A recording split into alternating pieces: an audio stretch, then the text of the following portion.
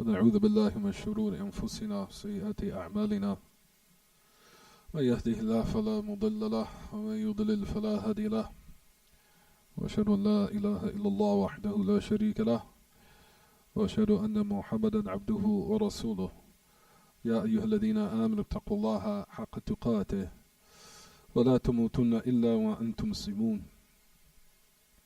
يا أيها الناس اتقوا ربكم الذي خلقكم من نفس واحدة وخلق منها زوجها وبث منهما رجالا كثيرا ونساء واتقوا الله الذي تساءلون به والأرحام إن الله كان عليكم رقيبا يا أيها الذين آمنوا اتقوا الله عجيب وقولوا قولا سديدا يصلح لكم أعمالكم ويغفر لكم ذنوبكم ومن يطع الله ورسوله فقد فاز فوزا عظيما وما بعد فإن خير الكلام كلام الله وأحسن هدي هدي محمد صلى الله عليه وسلم وشر الأمور محدثاتها وكل محدثة بدعة وكل بدعة ضلالة وكل ضلالة في النار.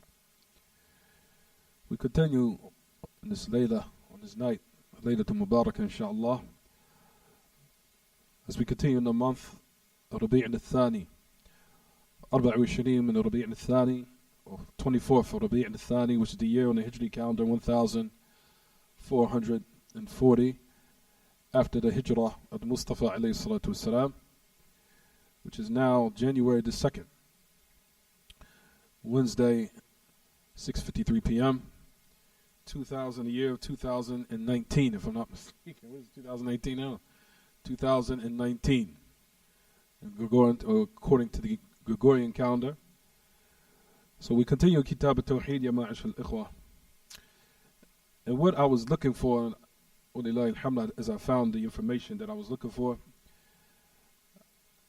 as we said going in the book of Kitaab At-Tawheed, if you look in your books, as we stopped in the ayah, or after we finished the ayah, as you go and look to now what the other says in the authority of Ibn Abbas رضي الله عنهما, that it says في قول الله تعالى, which is in Surah Nuh, وقالوا لا تذرن آلهتكم ولا تذرن ودا ولا سواع ولا يغوث ويعوق ونسرا.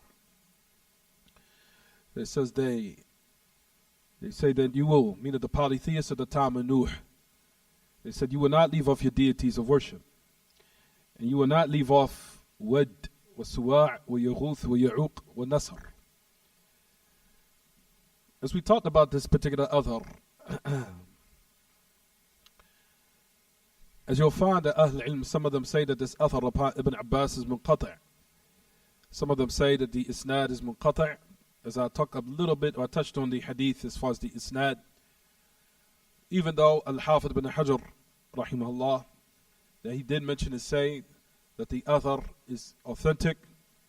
And I'll recorrect exactly what the great Imam Al-Hafidh Ahmad ibn Ali ibn Hajar Al-Asqalani, rahimahullah, متوفى سنة 852 as Al-Hafidh Ahmad ibn Ali ibn Hajar Al-Asqalani, rahimahullah, who died 852 after the Hijrah, that he mentions in his book entitled, as we know, Fath al-Bari, when he was actually speaking about the hadith as far as in that aspect from the chain. As you'll find that is a science in itself.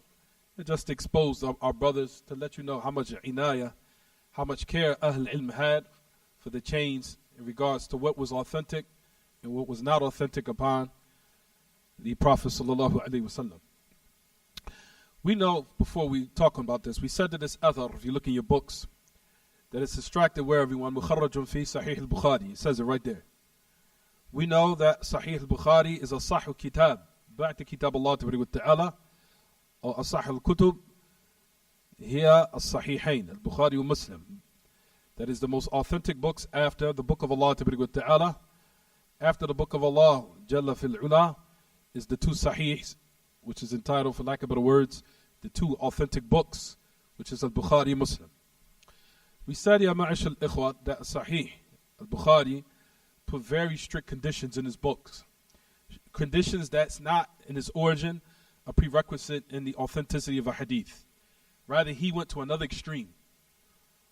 So it can بشروط or conditions, what they call شروط في ليس شروط للصحيح ولكن للأصحية. فزاد شيء واستشدد الإمام البخاري في التشريع في شروطه في صحيحه.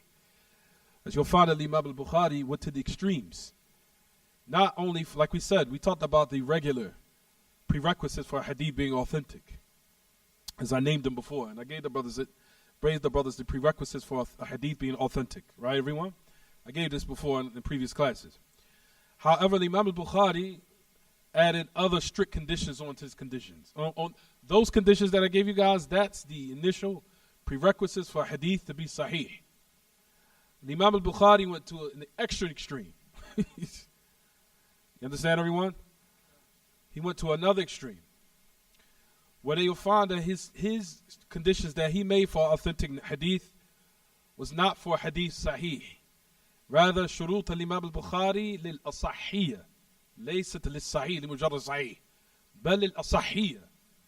You'll find that Imam al-Bukhari's his conditions was not for hadith to be authentic, rather to be above authentic, to be the most authentic. So he came with very strict conditions in his Sahih, in his book, which is entitled Sahih al-Bukhari. Which is that the correct title for Sahih al-Bukhari, everyone? Is it called Sahih al-Bukhari? Is that what Imam al-Bukhari called his book? Huh? What was it called, everyone?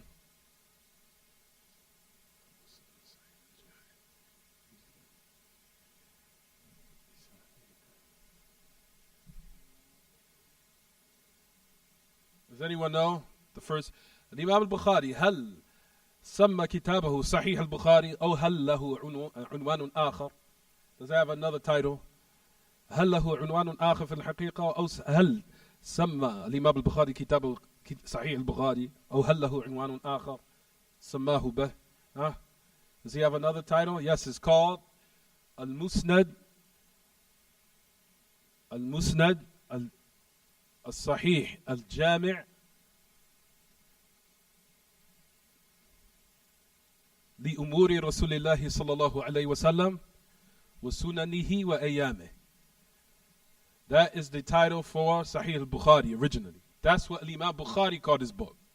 Al-Musnad al-Sahih al-Jami' لأمور رسول الله صلى الله عليه وسلم وسننه وأيامه.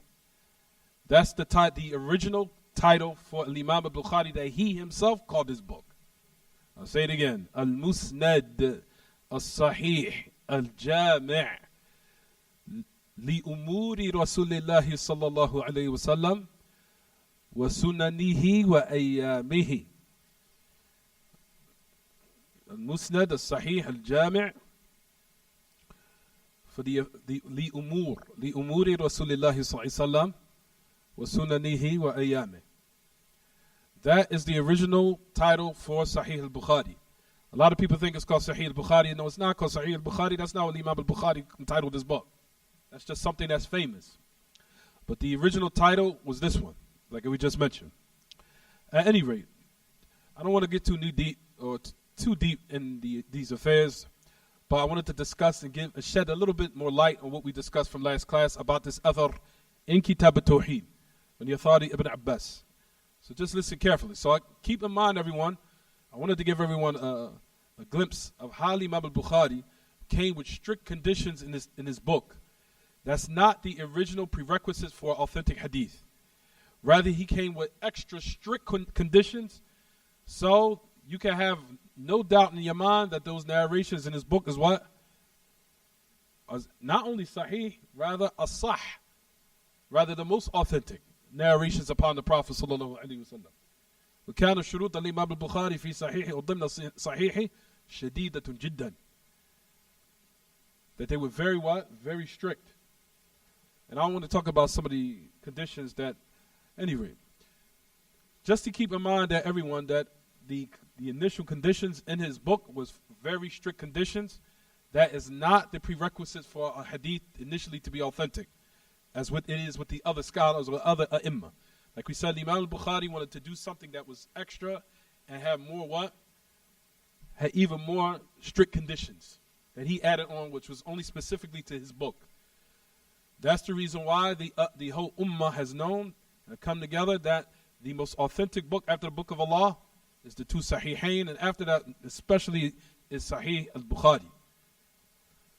Because like we said, they're one of the reasons, and everyone has to have this type of knowledge in their minds, because it's very important. Al-Imam al-Bukhari put strict conditions in his book, that he put even more strict conditions in his book that is not the initial conditions for hadith to be authentic. Is it clear what I'm saying, everyone? Rather, he went an extra mile, something more that is even more what? More strict. So it can be without a shadow of a doubt that this book contains the most authentic narrations upon the Messenger of Allah sallallahu alaihi wasallam. Now, is there other ahadith that's authentic, that's not in the two Sahihain, that's not in Sahih Bukhari Muslim, that's considered from the aspect of Sahih? We say yes. So the Imam al-Bukhari and the Imam Muslim is not the only books that contain authentic narration. There's other books that contain authentic narrations. But Imam al-Bukhari, like we said, his conditions is not for Sahih. His conditions is for what they call a Sahiyya. A Sahiyya means the most authentic. A Sahiyya mean Asah, meaning the most authentic. Is it clear what I'm saying so far, everyone? And then we have some time, we'll discuss some of those strict conditions he put in his book if we ever get a time. Because you need this, because there are people out there that will try to come at you, because that has happened to me when I was in the 90s as a new Muslim. There was some shayateen out there that tried to come in me and tried to instill doubt of Islam based upon my lack of knowledge of these matters. Based upon my lack of knowledge, they try to say, well, yeah, but don't you believe Sahih al-Bukhari? Do you know there's some weak hadith of Sahih al-Bukhari? How can you answer them? What can you say? How can you now combat this type of ambiguity? That's the reason why you start explaining. First of all, Imam al-Bukhari put even more strict conditions in his book. This is how you now start breaking them down. Do you know that? First of all, what's the conditions of a hadith being sahih? You tell me right now. What are they? So how do you know what's authentic, what's not? You just blind follow based upon some other author told you. But you cannot tell me right now, what are the conditions of sahih? And rather, the Imam al-Bukhari, like we said, the conditions of Sahih he didn't put in his book.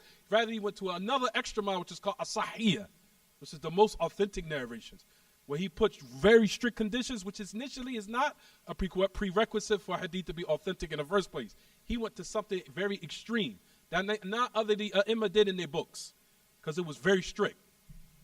So this is the type of knowledge that you can combat those shayateen outside with, so they cannot instill doubt in you, or some type of ambiguity, so you can be led astray. Is it clear what I'm saying, everyone? Like I said, it's the reason why this knowledge that we disseminate is very important. Because a person, like we said, can easily be duped or beguiled or bamboozled by some of these shayateen out here, and you will be easily duped because you can't answer it based upon the fact that you're lacking knowledge in this regard. So like we said, ya ma'ashal ikhwa, I wanted to start with that muqaddimah, or that introduction before I wanted to talk about something else. So, some of Ahl Ilm, like we talked about before, some of the A'imma of the past said about this hadith. You'll find that the Isnad, why did I get the Isnad? I should have brought the Isnad. I could get it. You right, Kaden?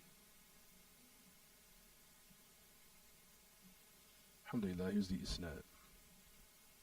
The Isnad of this Athar, ya ma'ashal ikhwa, firstly, it starts on the authority of قال الإمام البخاري قال حدثنا إبراهيم. The first part of the Isnad, قال الإمام البخاري قال حدثنا إبراهيم. The first part is his name is Ibrahim Kaid. Ibrahim. The second part of Isnad, what am I speaking about? I'm talking about the Isnad that's in your book. I'm talking about this particular Athar. There's a chain to it. There's no book out. There's no Athar. There's no chain. There's no statement except that you'll find there's a chain behind it. That is from what the distinguishing affairs, that is what? That Allah Ta'ala preferred this ummah with, which is with asanid, is with chains.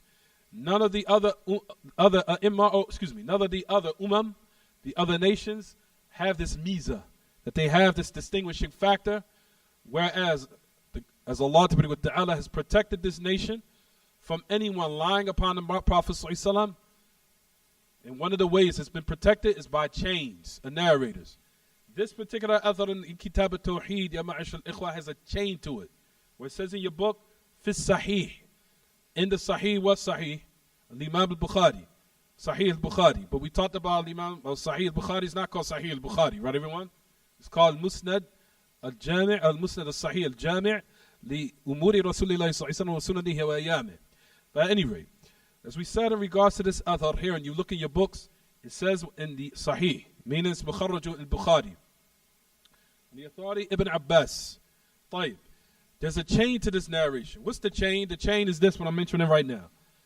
قال الإمام البخاري قال حدثنا إبراهيم قال حدثنا هشام. I'm giving you the isnad now. Hisham. Naam, Hisham. His name is Hisham ibn Yunus as-San'ani. Hisham ibn Yunus as-San'ani. Here's where the problem comes in. Right after this one. So number one, قال الإمام البخاري قال حدثنا إبراهيم. I have to check what Ibrahim is. That's not the problem in the isnad. قال حدثنا هشام ibn Yusuf as-San'ani. هشام ibn Yusuf as-San'ani. عن ابن جريج. عن ابن جريج. Who's Ibn Jurayj? His name was Abdul Malik ibn Abdul Aziz ibn Jurayj al-Amawi. That was his full name. Abdul Malik ibn Abdul Aziz ibn Jurayj al-Amawi. قال حدثنا عطاء. عطاء can either be one or two people, as we said and discussed last class. Either it's Ata al-Khurasani or it's Ata ibn Abi Rabah, who were both great a'imma of this religion. Ata al-Khurasani was mainly known for tafsir. Ata ibn Abi Rabah was a imam. All of them were a'imma, but he was basically imam of the religion. And Ata al-Khurasani was also a freed slave. He was also a freed slave, where he became from the prominent to the point where the kings were showing him honor and showing him reverence. To let you know how Islam brings one from being the what? From what was deemed to be the most lowly to the most prominent, until he became someone who was prominent over and dominant over the people. And he was a free slave. And what raised him, everyone, was knowledge. What raised him above the people and brought him to the state of prominence and the level of prominence and being from those who are over the people was knowledge. He was raised by that. But anyway, that was Ata ibn Abi Rabah. So in the isnad, this was the problem. Because if you look in your book of the chains, it says Ata. That's it. It doesn't say, elaborate. Is it Ata al-Khurasani or is it Ata ibn Abi Rabah? Which one is it? Is it clear what I'm saying so far? I'll say the isnad again. Number one, Imam Bukhari starts the isnad off. قال الإمام البخاري قال حدثنا إبراهيم.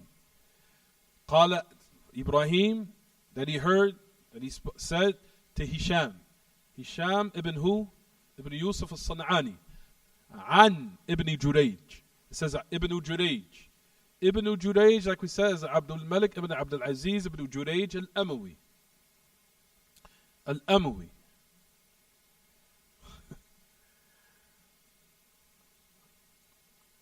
Abdul Malik ibn Abdul Aziz ibn Jurayj al-Amawi.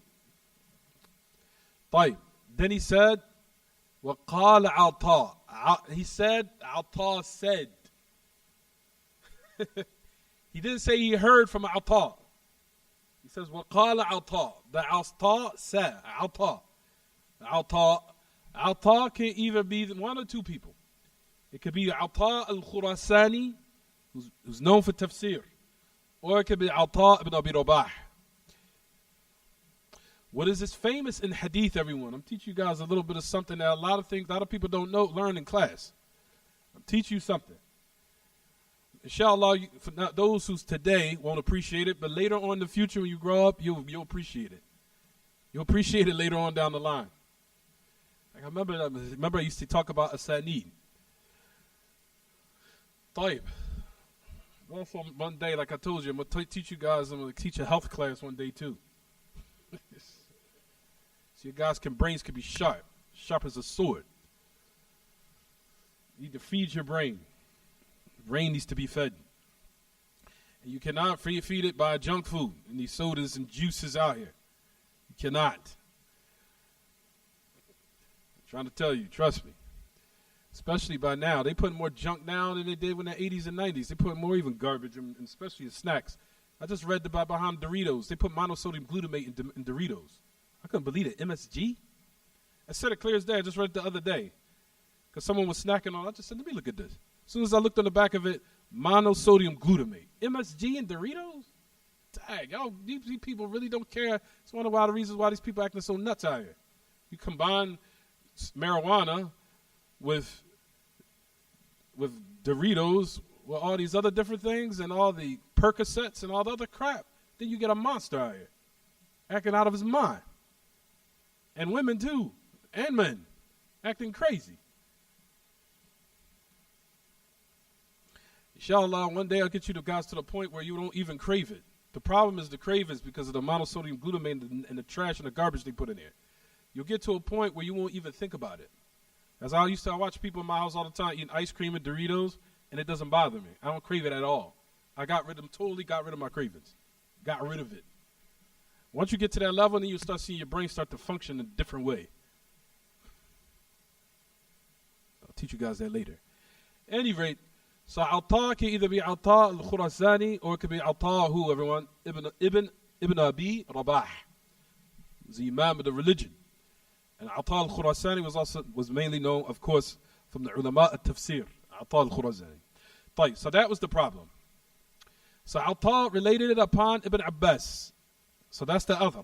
Then Ibn Abbas mentioned the statement here. It's in your books. Is everyone with me so far? I'm going to read quickly what Hafid ibn Hajar. Don't write this down. Just understand. Because I don't want everybody to get confused. Just listen to me attentively. You with me, Camden?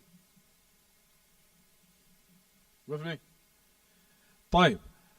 Ibn Abbas said that this, you'll find that they say, Ahl al-Ilm say that this isnad is munqati', it's cut.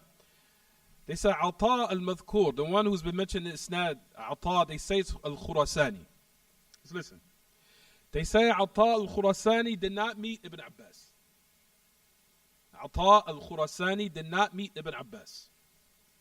He did not meet Ibn Abbas. There's another chain that the great Imam AbdurRazzaaq. Who's AbdurRazzaaq? What's his full name? AbdurRazzaaq ibn Hammab ibn Nafi' al-San'ani al-Yamani. المتوفى سنة 211. AbdurRazzaaq ibn Hammab ibn Nafi' al-San'ani al-Yamani, who died 211 of the Hijrah. He has a book called Musannaf. Just listen. Don't write this down. Don't write it down. AbdurRazzaaq usually in his book, Musannaf, usually narrates upon Ma'mar ibn Rashid al-Azdi. Just leave that. Any rate, AbdurRazzaaq ibn Hammab ibn Nafi' al-San'ani al-Yamani, he mentioned this tafsir. Because that was one of the first books of tafsir that a lot of people don't know. They think it's Ibn Kathir. There's a good tafsir that's called Tafsir AbdurRazzaaq al-San'ani, which was from one of the great books of tafsir. One of the great books of tafsir. Rather, that was one of the first in the first greatest books of tafsir you'll find. At any rate, that's neither here nor there. At any rate, عن ابن جريج. AbdurRazzaaq mentioned in his tafsir upon Ibn Jurayj. So I'm still talking about Ibn Jurayj, right? Keep in mind, don't write nothing down. Nothing. Understand me. قال أخبرني عطاء الخراساني عن ابن عباس. He said that I have informed that he said that was عطاء الخراساني upon Ibn Abbas. There's another scholar, Abu Mas'ud, ثبت هذا الحديث في تفسير ابن جريج عن عطاء الخراساني. That Abu Mas'ud, not Ibn Mas'ud, someone else. Abu Mas'ud said it's been established and affirmed that this hadith is in the tafsir of Ibn Jurayj upon Ata al-Khurasani, upon Ibn Abbas. It says Ibn Jurayj did not hear tafsir from Ata al-Khurasani. So you have number one, that Ata al-Khurasani did not meet Ibn Abbas, Nor also Abdul Malik ibn Abdul Aziz ibn Jurayj did not take tafsir from Ata al-Khurasani likewise. That's two things. I'm just showing you guys how the ulama scrutinize every single chain that you can think of to let you know whether everything in our religion has been authentically reported, not only upon the Prophet ﷺ, but even upon the companions. Because this athar is upon what? The companions. It's upon Ibn Abbas.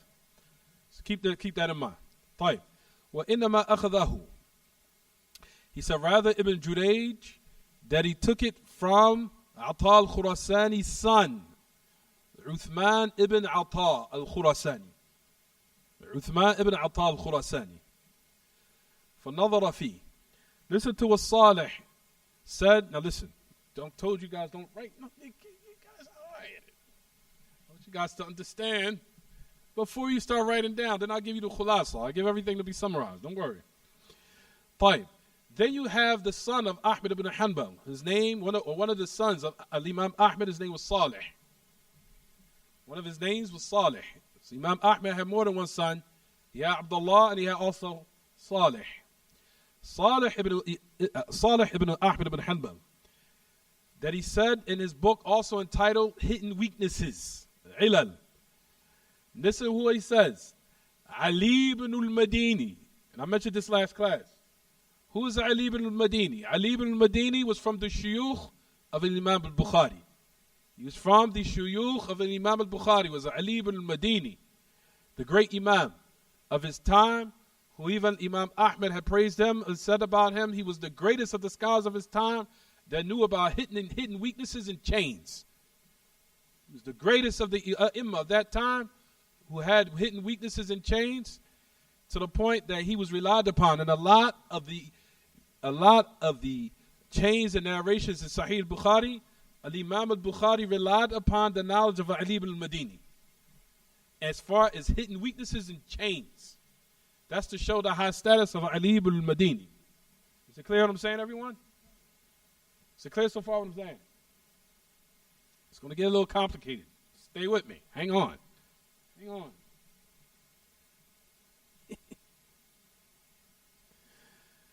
طيب. So it says that Ali ibn al-Madini said, قال سألت يحيى القطان, who was also from the scholars, the Greek scholars of the past. Ali ibn al-Madini, don't write none down. He said that I asked Yahya al-Qattan about the hadith of Ibn Jurayj upon Ata al-Khurasani. He said ضعيف, weak. فقلت إنه يقول أخبرنا. He says you'll find that Ibn Jurayj said that he informed us. So listen to what Ali ibn al-Madini mentioned. What Yahya al-Qattan said. He said that's nothing. Don't take it as nothing. He said the thing is that Abdul Malik ibn Abdul Aziz ibn Jurayj, sometimes he would get a narration, look in a book. He would look in a book, read it. Right? And with him, it was permissible to say a word that you actually heard it from the narrator based upon what he thought was permissible by a book that he read, meaning that the actual individual didn't tell him. Rather, he looked in a book and then started relaying the hadith. If he did that, sometimes you'll find that Ibn Jurayj used to give the tasrih. He used to be frank and saying in a chain, so informed me. Even though it wasn't the truth, based upon the fact that he read it in a book. That's the reason why you'll find that Ali ibn al-Madini said this hidden weakness. This is to show you how very accurate the A'imma were. To the point where they knew whether or not did the person meet the individual, did he hear it from it, or did he get it from a book and read it and related it. That's to let you know how deep the science of hadith is and how Allah protected this religion. You clear what I'm saying so far? Science of hadith is deep. All of this we're talking about, this one athar in this book of which you guys are reading, upon Ibn Abbas Kitaab At-Tawheed. So it gets deeper than this. Is it clear what I'm saying so far, everyone? Huh? طيب. So listen. So he said, don't consider it nothing. He said, why? Because Ibn Jurayj used to say that it was a book that was given to him. And Ibn Jurayj used to find it permissible to say the words, so informed us, fil munawala wal mukataba, in a book that was given to him or something that was written to him. قال إسماعيلي أخبرنا عن علي. There's another narration by Ali ibn al-Madini again, the great Imam, who's from who, everyone? The Shuyukh of Imam al-Bukhari. Who's who, everyone? Ali ibn al-Madini. So he goes on to say, أنه ذكر عن تفسير ابن جريج كلاما معناه. He said Ali ibn al-Madini mentioned in the tafsir called Tafsir ibn Jurayj, because there is also tafsir called Tafsir Abdul Malik ibn Abdul Aziz ibn Jurayj al-Amawi. And Abdul Malik ibn Abdul Aziz, he was a heavyweight in hadith, and he was an imam. So don't think and don't rule that out. Abdul Malik ibn Abdul Aziz ibn Jurayj al-Amawi was an imam from the great A'imma. Even he had his own tafsir. So don't rule him out. He was somebody, he was just a narrator. No. This man was what? Al-Hafidh ibn Hajar also described him in a chain as he's reliable, thiqah. But however, he's a mudallis. We'll talk about that later. At any rate, كلاما معناه أنه كان يقول عن عطاء الخراساني عن ابن عباس. At any rate, just to sum it up, he just said that there was another criticism that was made, that leaving off the narration of Ata al-Khurasani upon Ibn Abbas. He said, leave that off. Basically, leave it off. It's nothing. He said, rather, the reason why it's considered authentic is because it's not Ata al-Khurasani. Rather, he said in this particular chain, it's Ata ibn Abi Rabah.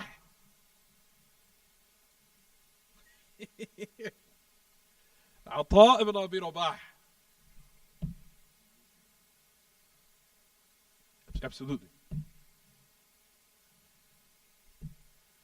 I'm going to tell you also another fa'idah in hadith, because that was my specialty in college, when I was in hadith in college. That Abdul Malik ibn Abdul Aziz ibn Jurayj, we know that in isnad in a hadith that the narrator has to make what they call tasrih bit tahdith.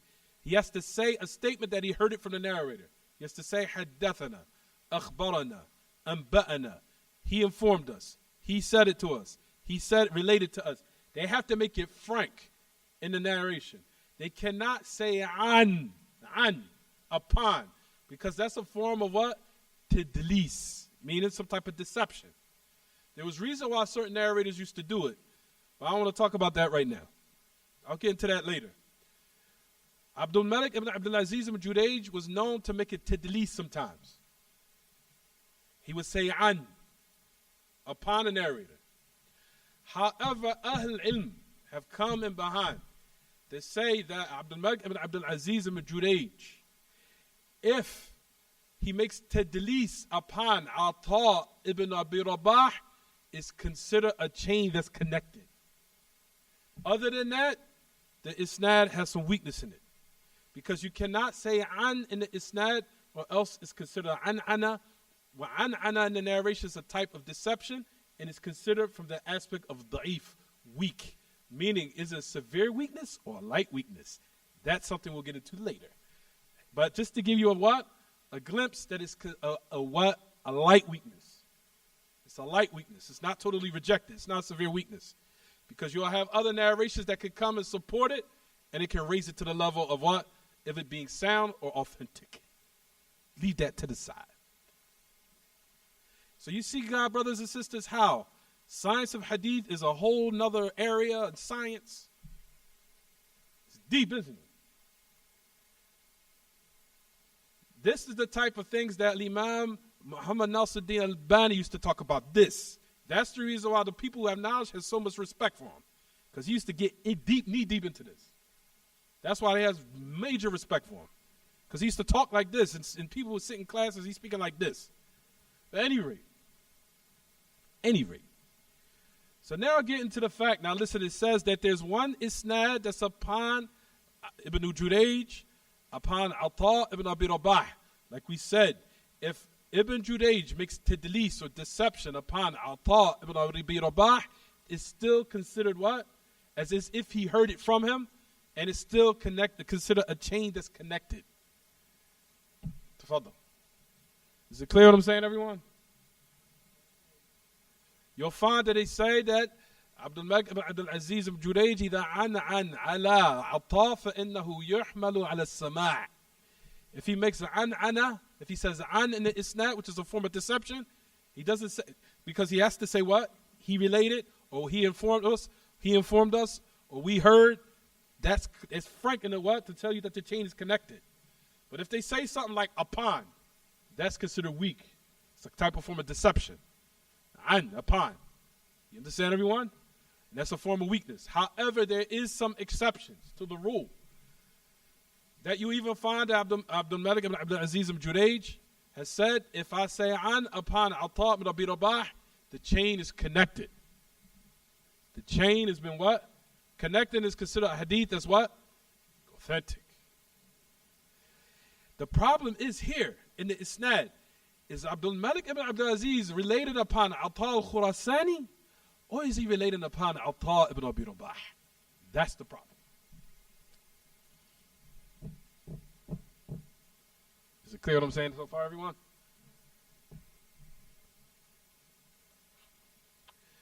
طيب. So Ali ibn al-Madini, you said that Ismail, excuse me, I'm sorry. قال اعفني من هذا. قال هشام ابن يوسف الصنعاني فكان بعد إذا قال عطاء عن ابن عباس عطاء الخراساني. So you got narrations that say it was عطاء الخراساني. Do you have narrations basically to sum it up to say that it's عطاء ibn Abi Rabah? So you have these narrations that said this. Then you have another book where it said this. This is the Ali ibn al-Madini goes on to say. وإنما بينت هذا لأن محمد بن ثور كان يجعلها يعني في روايته عن ابن جريج عن عطاء عن ابن عباس. Ali ibn al-Madini said that I clarified this, that Muhammad ibn Thawr was another great imam. They used to make the chain like this, upon Ibn Jurayj, upon Ata, and Ibn Abbas. So the people used to think that it was Ata ibn Abi Rabah, so they said it was what? Authentic. He was trying to say no, it was Ata al-Khurasani, so the narration is what? Da'if. Right? Keep on, let me go on to say. Sema Tariq Muhammad ibn Thawr and Ibn Jurayj and Ata. Then I'm going to read what Hafid ibn Hajj just to sum up everything. Basically, they bring in different chains. So now let's bring, after now you'll find that some of Ahl Ilm said that Ali ibn al-Madini pointed this out to Imam al-Bukhari, this hidden weakness. So some of the Imam found this very strange that Imam al-Bukhari mentioned this narration in Sahih, even though Ali ibn al-Madini, who was from his shuyukh, told him of this hidden weakness. Is it clear what I'm saying so far? And we know that Imam al-Bukhari in his Sahih relied a lot upon the hidden weaknesses and knowledge of who? Ali ibn al-Madini. Is it clear what I'm saying so far, everyone? Jayyid. Listen to the great Al-Hafid ibn Hajar came behind this and he said and mentioned to clarify the problem. Listen to Al-Hafid ibn Hajar says, لكن الذي قوي عندي أن هذا الحديث بخصوصه عند ابن جريج عن عطاء الخراساني وعن عطاء ابن أبي جريج جميعا. Al-Hafid ibn Hajar came behind and now connected the chain. And he gave and clarified. After all this, what? After everything has been mentioned. After everything has been mentioned, he came behind and said something important. Al-Hafid ibn Hajar said, he says, with me, what's strong with me, that this hadith especially is with Ibn Jurayj, upon Ata al-Khurasani, and upon Ata ibn Abi Rabah. Both. He said, because you'll find chains upon him one time, and chains upon him one time. All of them.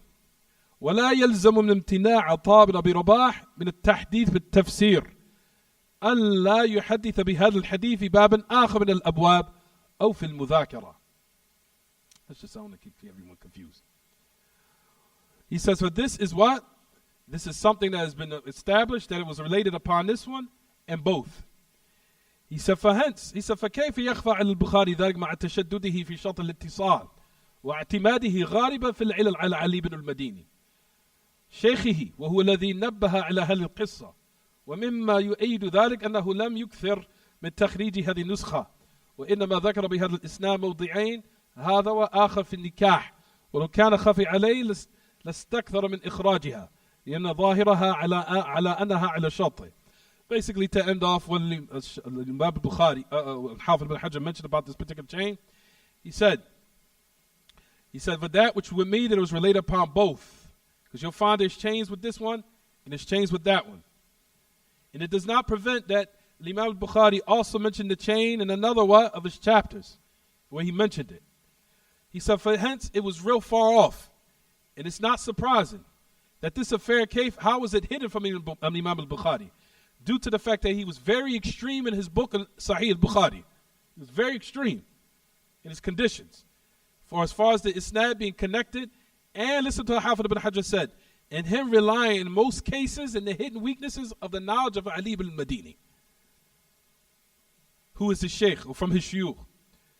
That reason you'll find Imam Ali ibn al-Madini gave and made everyone aware of the story, where he said that Ibn Jurayj had read it in a book. Right, everyone? طيب, just listen. So let me suffice with this. He said that if this was the case, which isn't, the fact that it's not weak, he said that we bring both of the chains and it does not necessitate that one of them related that way and it's been related also in the other way. He said that these affairs was not hidden by Imam al-Bukhari due to the fact that if it was the case, he would have elaborated on it. And he would have brought all the different types of ways that he would even brought to clarify that this matter was weak and it has some type of hidden weakness in it. That's the reason why the Hafid ibn Hajar said it was related upon Ata al-Khurasani, or it was related upon who? Ata al-Abi Rabah, both of them. Just to sum it up. Is it clear so far, everyone?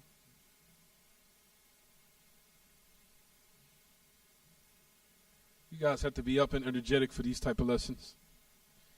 I'm just going to start giving you some coffee. طيب, I'm sick. I have a cold. I do. I had a major headache yesterday. I think I was going to get sick. Now it's getting better. But at any rate, so now after all this we was talking about is all pertaining to this one little narration right here in your books. Upon who? What does it say, everyone, if you look at your books again? What does it say? In Sahih, upon Ibn Abbas, radiyallahu anhuma, the statement of Allah ta'ala. It says, you will not leave off your deities. And you will not leave off Wed, Suwa', Yaghuth, Ya'uq, Nasr. It says that Ibn Abbas said, what, everyone? That he said that these are men, or names of men who are righteous. Names of men who are righteous. طيب, for number one, if you look in your books, it says, they said, you will not leave off your deities. You'll find the Ahl Ilm say in this statement right here, if you look in your books, they say, meaning the Mushrikeen during the time of the people of Nuh, meaning the people of Nuh, majority of them were what? Polytheists. That they used to worship what? Statues that were put in the form of images that were put in the form of statues, Images that were put in the form of statues and images, and they went into the extremes. So this whole chapter is talking about extremism. It's talking about extremism and how the extremism led to the road of misguidance, so it led down the road of destruction, which is the path of polytheism, which was all started by what? Extremism and people who were, even if they were righteous, Shaitan came, as we know, and utilized their images and their feelings and emotions. I want everyone to pay clear attention to what I'm saying. Their images and feelings and emotions to take them to something impermissible, which takes place today and in so many forms. So people see images of a person and then their feelings pour out and emotions pour out, which is something satanic in which Shaitan has utilized in every time and every place. Is it clear what I'm saying so far, everyone? He's not with me. He's not, and he's hanging on. Don't worry. You have an off day, I give it to you. Everybody, sometimes people have off days. Huh? It's the difference between listening and comprehending and absorbing information. Somebody could be listening, but their mind is somewhere else. طيب. So we say that Ibn Abbas, that he said that the mushrik, that Allah Ta'ala says in his book, as we know this is an ayah, in Surah Nuh, talking about the story what happened with Noah. That the polytheists during his time said that you will not leave off your deities. What do they mean by that, everyone? Meaning leaving off worship of them. Do not leave off worship of them. And also, second meaning of this particular statement, that you will not leave off your deities, meaning that do not leave anyone to humiliate our deities. That it means both. Meaning, don't leave off the worship of them. That's number one. Number two, do not let anyone be allowed to disgrace or humiliate our deities. So it means both. Is it clear what I'm saying? So it means both. So it says, so now when Nuh, as we know, came and what? He came and he also criticized and warned the people of this type of act, which is the most disgraceful act that any human being can commit, which is a polytheism. Fine. So you'll find that it says in the ayah, as we know, as I talked about last class, when Adam was removed from paradise, he was kicked out of paradise and he was landed in this world of trials and tribulations, and trials of fitna, and trials of happiness and sadness and grief, and to the end of it, these trials, what we know is the trials and tribulations. But when he was kicked in this world, in this pathetic dunya, between Adam all the way up to Nuh, as we know, it was 10 centuries. It was 10 centuries, and everybody, as I said last class, were all upon Tawheed. As we know, 10 centuries is how many years, everyone? Is it 10? 100. Each century is 100 years. So 10 centuries between from the time of Adam all the way up to the first messenger, who was Nuh, that everyone was united upon one creed and one methodology, which was the monotheism of Allah and the worship of Him alone. Tayyib. They say that there were righteous men before Nuh. There were certain men that were righteous. I don't feel like getting inside some of the other asanid. I don't want to confuse everyone, because I think I worked your brains enough for the first part of the lesson. It gets a little bit more difficult, but I'll keep it simple. Tayyib. As far as in regards to these names that was mentioned in the ayah, Ibn Abbas clearly says that it was names of people who are righteous, who came. They came and they what? They died. And when they died, Shaitan did not put revelation in them. Some people, it says, if you look in the chain, as Ibn Abbas, if you look in the book, if you look in your books, it says, Oha. Shaitan gave revelation. No, he didn't. The meaning of Oha here is wahyu waswasa, meaning he inspired them of whispers. Meaning he put whispers in their head. And he decorated certain things in their minds, and especially Shaitan utilized their emotions. I want everyone to be very, very, very attentive of what I'm saying here. Shaitan especially utilized and took advantage of their emotions to open up an evil for them. As we know, that happens a lot these days with people. The Shaitan utilizes the emotions of people in order to open up an evil door. Rather, they walk through the door once it's open. Rather, once the door has been made there, they walk right through it. So Shaitan, as we know, inspired them and utilized the effect of what they call awatif, of emotions, in order to take advantage of them and to utilize it to get them to fall into polytheism. This is the same thing that you'll find that the majority of the mushrikeen of today and the Muslims and the Sufiya and even some of the Christians, even a lot of the Christians, you'll find that they say, I feel that this is right. I don't care what you say. I feel in my heart it's right. I feel in my heart it's right. I feel it's right. I don't care what you say. I don't care what you say. I feel in my heart it's right. You'll even find Muslims and a lot of Buddhists say the same exact thing. People who are worshipers of the sun, the zodiac signs, magicians. If Shaitan now comes to your emotions, says clearly to you, put in your heart that you feel this is right, you become content with it. I don't care what you say. I feel it's right. You could tell me all day, I feel that this is right. Which is what? Wrong. You'll find in a lot of cases that you'll find that emotions, and when it comes to the evidences and the proofs will totally nullify what you felt. And that is what the religion is. However, Shaitan utilized this against the people of what? Of Nuh. As you'll find that he utilized this type of emotion where they loved those who were righteous, loved them, and started glorifying them, and started to what? Show reverence to them to the point where they raised them above their level and deitized them and made them a level of what? Of a deity, of worship. It's the same exact thing what happened with the Christians. No different. Shaitan put love, respect, reverence, put it in the hearts of the people, raised it, until you find that they put all these different images and pictures of Jesus, the Son of Mary, all these images, statues. You've seen it, and you see it for yourself. Of pictures, images, and statues, Shaitan came at the what? The aspect of this, put the glorification in their heart, and the love, until they deitized them. Made them a level of worship. Made them an object of worship. Is it clear what I'm saying, everyone? So the same time of old is the same satanic trick of today. Even with the Muslims, you'll find that all of what? These names is similar to the same names that the Muslims utilize from those who are upon the path of Sufiya. They have nicknames who can what? Who they so-called worship. It's the exact same nicknames as written here. You'll find that the Sufis, they call some of their so-called shuyukh al-turuq al-Sufiya. Some of them have nicknames they have. They call them Kitaab. That one is called Ghawth.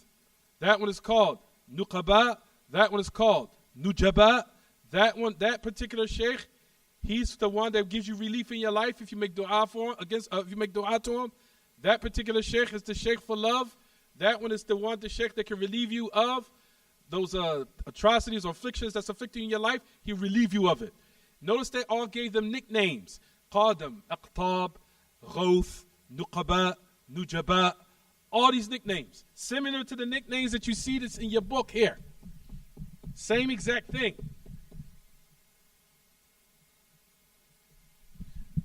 Just to let you guys know, how these affairs are taking place today in our modern day society with the Muslims.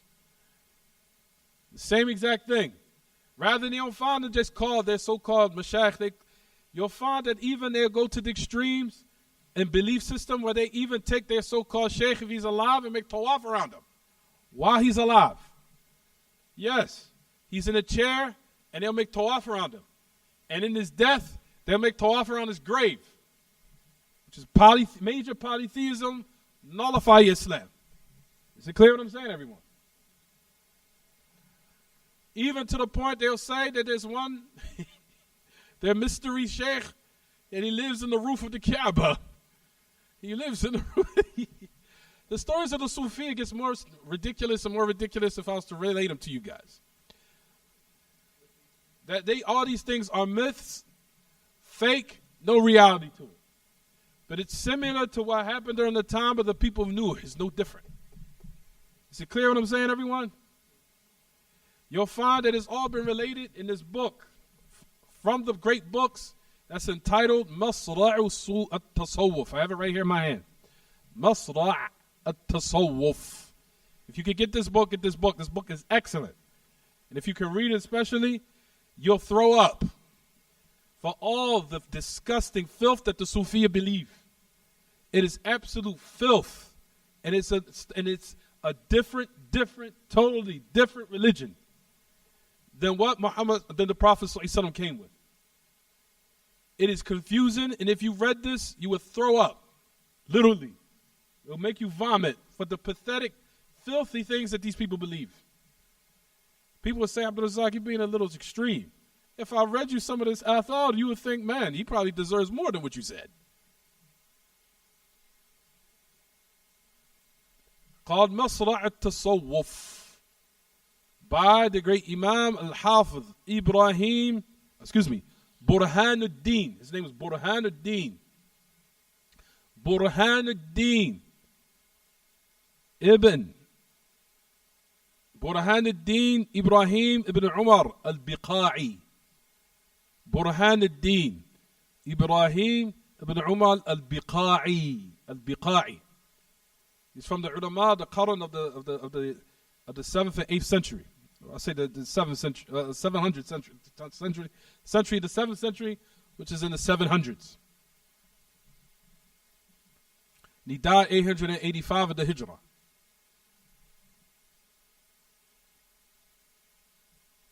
You'll find that from the ulama that praised this book was the great Imam al-Shaykh Muhammad Aman al-Jami, rahimahullah. Said that from the most greatest books of refutations of clarifying the filth of Sufiya was this Imam,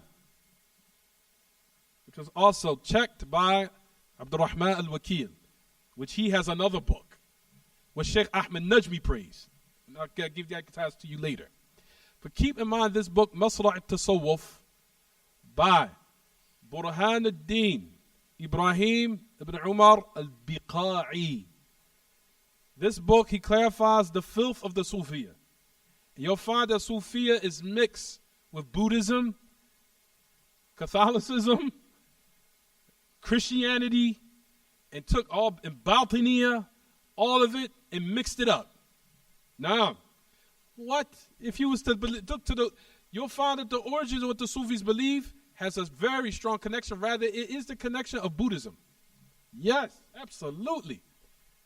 Is a direct correlation. If not, it is connected with Buddhism.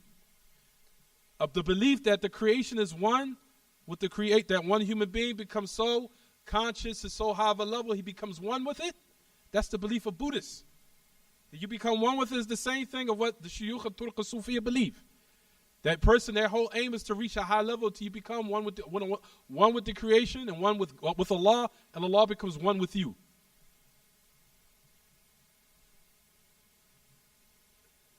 Is it clear what I'm saying so far, everyone?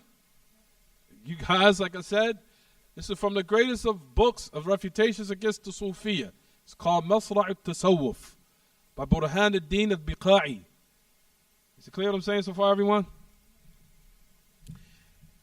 It was also checked by Sheikh Abdurrahman al-Wakil. He was the president of Ansar al-Sunnah in those days, not these days, in those days, which was about maybe 50, 60 years ago. These days, Ansar al-Sunnah is not Ansar al-Sunnah anymore. It's totally something different now. But at any rate,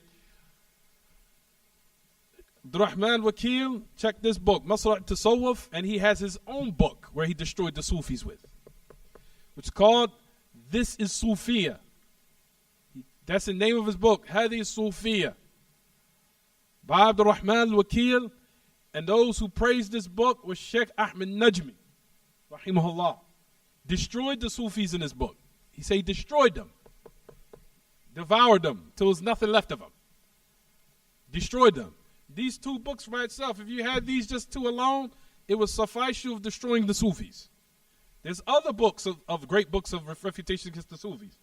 But these books right here, if you just had these two right here, would be enough as a what? As something to dismantle and destroy the creed of the Sufis. And like I said, when I read a little bit of it, and as I was reading the books, to the point I couldn't even read it no more. To the pathetic filth that these people believe. Filth about how Allah is a female. If you do it to a female, you're doing it to Allah. Things that you would be like, what? How some of the Sufi sheikhs used to be on the minbar, used to give khutbahs naked. Yeah, he's a wali of Allah. You know, he's one with Allah. Allah is one with him. That's why he could do things like that. Filth. You understand, everyone? We'll stop here.